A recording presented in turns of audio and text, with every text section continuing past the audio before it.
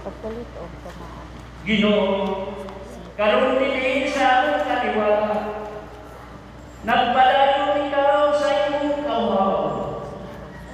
Sa imong kauhaw may tao nga nakakahimuli sa kahimtang sa usa ka kalibutan nga nahutsan sa tuburan sa iyang kinabuhi. Apan unsa may imong gitanyag kanimo?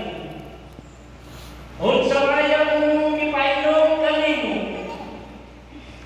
Ang imong mga kasalanan, ang among mga kasalanan o kadautan, ang among mga garo o kapag-aaroningon, ang among pagkadaw o kasina, ang among mga pag-away o pagdumog, ang among pagkadili matinundanon.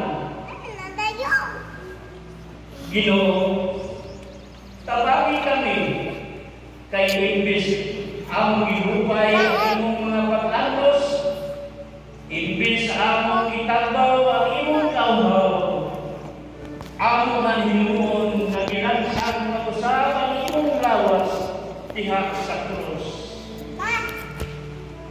Ginoo,